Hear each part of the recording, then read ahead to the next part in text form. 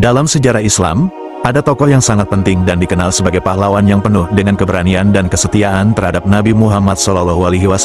Ia mengikuti agama yang dibawa baginda Nabi Muhammad sejak masih kanak-kanak, sehingga termasuk dari sahabat yang mendapatkan jaminan masuk surga. Rasulullah sangat mencintainya. Pun sebaliknya, ia sangat menyayangi utusan Allah itu. Namun, di balik keberaniannya, dia juga mengalami kisah tragis yang menyedihkan. Ia mati dibunuh oleh seorang Mu'tazilah yang fanatik.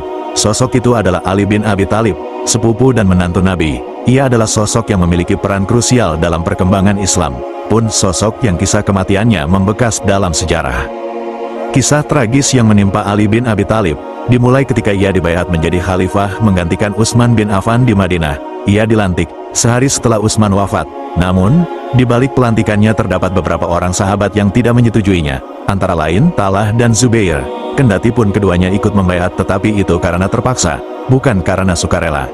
Sementara itu, di tengah situasi politik yang kian memanas antara Ali bin Abi Thalib dengan Aisyah dan Muawiyah, yang pada akhirnya melahirkan tahkim atau arbitras, hal ini adalah strategi dari Ammar bin As agar Ali mau berdamai. Sebagian kelompok Ali tidak setuju dengan arbitras ini dan memisahkan diri yang kemudian dikenal dengan nama Khawarij. Imam Suyuti dalam kitab Tarikh Al-Khulafa mengisahkan ada 3 pentolan Khawarij yang sangat tidak suka keputusan Ali itu. Selanjutnya mereka rapat di Mekah untuk mengatur strategi guna membunuh Ali. Ketiga orang Mu'tazilah itu adalah Abdurrahman bin Muljam, Barak bin Abdullah, dan Ammar bin Bakir. Ibnu Muljam berkata, "Aku yang akan membunuh Ali bin Abi Thalib." Ibnu Muljam berangkat menuju Kufah. Ia meminta orang yang mengetahui rencananya untuk tidak membocorkannya hingga tanggal 17 Ramadan tahun 40 Hijriyah. Lalu, Al-Barak bin Abdullah berkata, "Saya akan membunuh Muawiyah bin Abi Sufyan," dan Amr bin Bakar berkata, "Saya akan membunuh Amr bin As."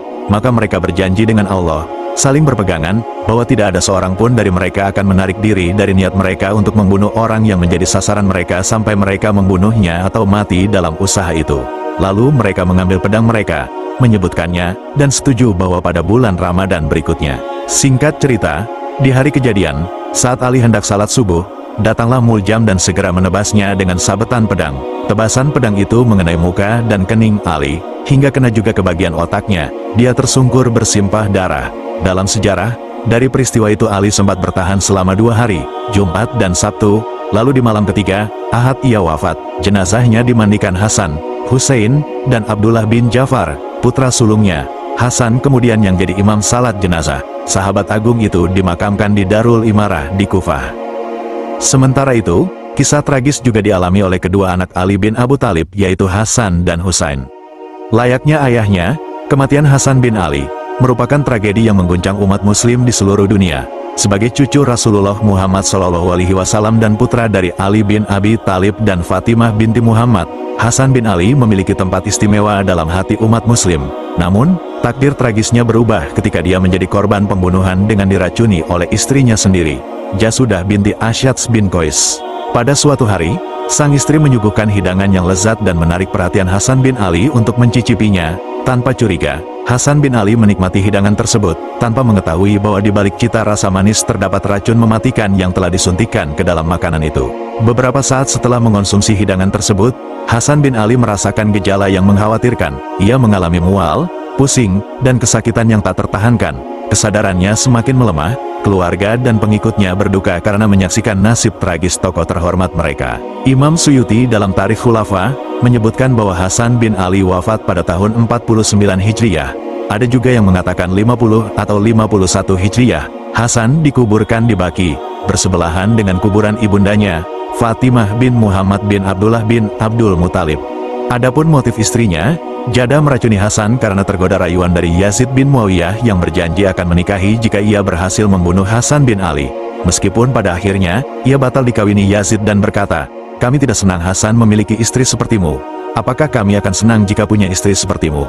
Dan yang terakhir, kisah tragis kematian Hussein di tragedi Karbala.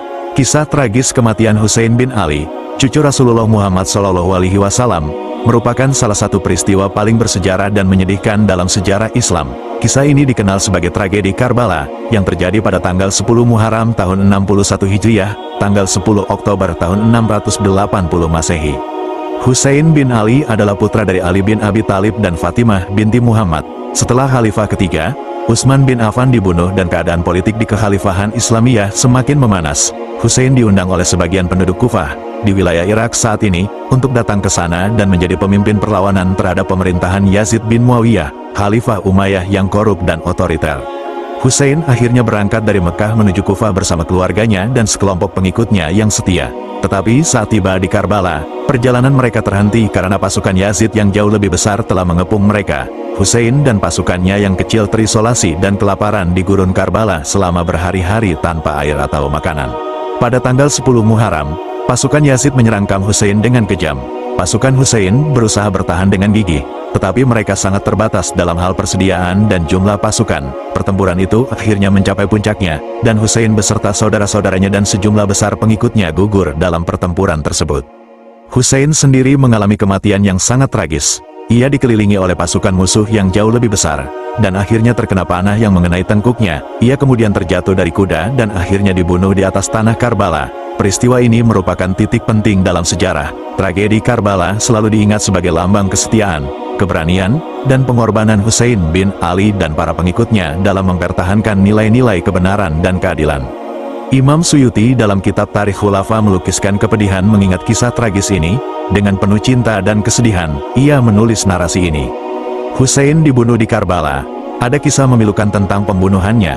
Hati tidak akan sanggup menanggung beban kesedihan. Inna lillahi wa inna ilaihi rajiun. Sebanyak 26 orang lainnya terbunuh dalam pembantaian Karbala tersebut. Ketika Hussein terbunuh, dunia seakan berhenti selama 7 hari. Matahari seolah mendekat ke bumi, kilau cahayanya laksana kain yang menguning. Bintang-bintang seperti bertabrakan. Dia dibunuh tanggal 10 Muharram. Pada hari itu terjadi gerhana matahari. Ufuk langit menjadi merah selama 6 bulan secara terus-menerus. Padahal hal ini tidak pernah terjadi sebelumnya. Setelah Hussein bin Ali dibunuh, kepalanya dikirim kepada Yazid bin Muawiyah. Menerima kepala tersebut ia sangat senang. Dia bergembira atas kematian Hussein bin Ali. Artinya, saingannya dalam perebutan kekuasaan telah ditumpas. Kekuasaan memang sangat kejam dan tragis. Kita dapat mengambil pelajaran dan hikmah yang berharga dari berbagai kejadian kejam yang menimpa menantu dan cucu Rasulullah. Imam Al-Ghazali mengingatkan kita, dalam mengenang kisah tragis Karbala kita dianjurkan untuk mengucapkan istirja, ucapan Inna lillahi wa inna ilaihi rajiun. Semoga yang jadi korban senantiasa mendapatkan ampunan dan rahmat Allah. Amin ya robbal alamin.